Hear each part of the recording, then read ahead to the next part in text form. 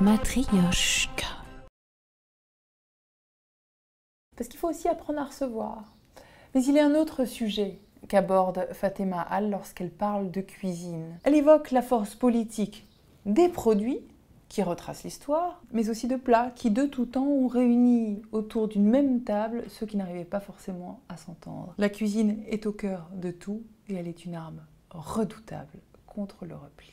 La cuisine, c'est de la politique, c'est de l'économie, c'est du social et c'est du culturel. Sur la balance économique mondiale, l'agroalimentaire arrive avant l'armement. Ça fait réfléchir quand même. On peut déstabiliser un pays politiquement, économiquement, par l'alimentation, par le produit.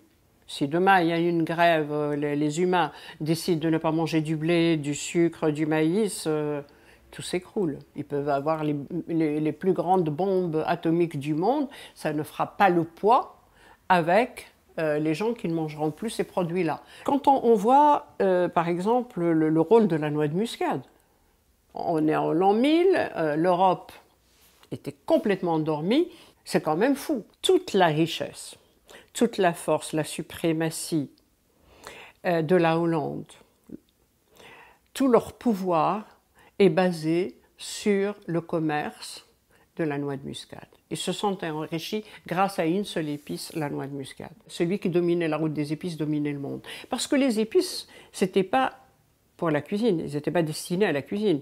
Les épices étaient destinées à la pharmacopée, donc la santé, par la suite les parfums et la cuisine. Celui qui avait une petite poignée de noix de muscade l'échangeait contre un sac d'or.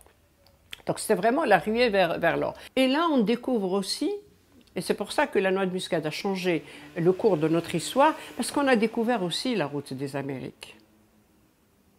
Et en allant vers l'Indonésie et en allant que pour la noix de muscade, on a découvert qu'il y avait d'autres pays, dont l'Amérique. D'accord. C'est très impressionnant ce que ces produits que l'on regarde comme ça, bêtement, ont un rôle extraordinaire. Ils parlent, ils nous parlent, ils nous racontent les histoires. Ces produits, en fait, ont tracé l'histoire d'une certaine façon. Aujourd'hui, est-ce qu'on peut aussi raconter que la nourriture a un impact politique? Je veux dire par là, par exemple, face à la montée des communautarismes, eh bien, la cuisine peut être un espace d'accord. Les racistes les plus racistes, et le couscous est un de leurs plats préférés. Continuer à faire du couscous et à ouvrir sa porte et à le partager avec les gens, je crois plus, moi, à cette révolution. Je ne crois plus aux grandes révolutions. Mais les petites solutions, je les aime. Pendant le ramadan, au Mansouriya, quand j'ai une table, 2 tables ou 10 tables, où il y a des Maghrébins qui font le ramadan, ils viennent avec leurs camarades français, qui eux ne font pas le ramadan et qui boivent du vin à la même table, c'est très beau. Pour revenir au sens du politique de la nourriture, au politique du plat, qu'est-ce qu'on peut raconter comme histoire de ce qui a pu se produire dans une histoire récente, du XXe siècle par exemple, au Maroc, entre les juifs et les musulmans, autour d'une même table? Les juifs et les musulmans, c'est pas des cousins, c'est carrément des demi-frères. Alors c'est la même famille. C'est peut-être un exemple unique au monde.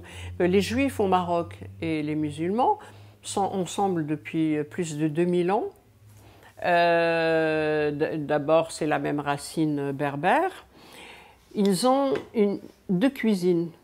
Il y a la cuisine juive, il y a la cuisine arabo-musulmane. Bon, il y a aussi la cuisine ottomane un peu, même si les Marocains ne reconnaissent pas qu'il y a la cuisine ottomane alors qu'elle est présente quand même.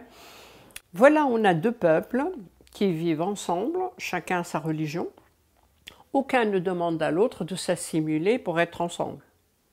Et donc, on a des plats qui ont voyagé d'une communauté à l'autre et interprétés différemment, mais c'est les mêmes. Il y a quelques tagines qu'on trouve dans les 2 communautés et quelques couscous dans les 2 communautés. Mais on a des plats qu'on ne trouve que dans une communauté, pas dans l'autre.